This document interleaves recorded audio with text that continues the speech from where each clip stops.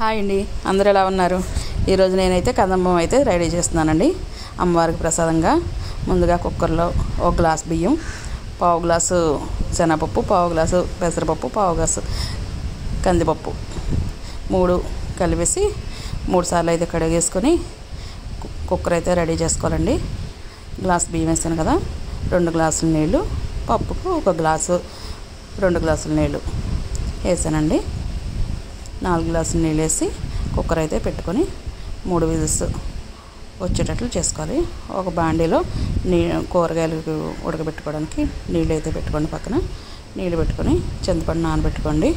నీళ్ళు మరిగిన తర్వాత మీకు నచ్చిన కూరగాయలు, నేనైతే బంగాళదుంప, దొండకాయ, టమాటా, ములక్కాడ, పచ్చిమిరపకాయ, దోసకాయ, ఆనపకాయ అన్నీ వేసి క్యారెట్ ఉడకబెట్టానండి.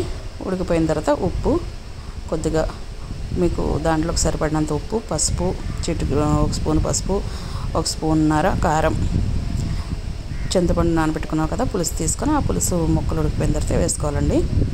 వేసుకొని మరిగిన తర్వాత సాంబార్ పొడి అయితే వేసుకోవాలి. సాంబార్ పొడి వేసుకొని ఇంకొకసారి మరవ తీసుకోవాలి. ఓ పొంగు వచ్చిన తర్వాత కొత్తిమీర, కరివేపాకు, కొద్దిగా బెల్లం వేసుకొని మళ్ళీ మరగబెట్టుకోవాలి. పక్కన బాండీ పెట్టుకొని బాండీలో కొద్దిగా 2 స్పూన్లు నూనె వేసుకొని జీడిపప్పు, ఆవాలు, జీలకర్ర, ఎండుమిర్చి, కరివేపాకు, మిరియాలు, ఇంగువ వేసుకొని తాలింపు అయితే వేసుకోవాలండి. తాలింపు వేసుకొని ఆ సాంబార్ మరగబెట్టుకున్నాం కదా, దాంట్లో పప్పు అన్నం ఉడకబెట్టుకున్నది దాంట్లో కలుపుకొని ఒకసారి అప్పుడు తాలింపు వేసుకొని పొయ్యి మీద పెట్టుకొని 2 నిమిషాలు ఉడికించుకుంటే కదంబం రెడీ అవుతుందండి, దేవికి ప్రసాదం.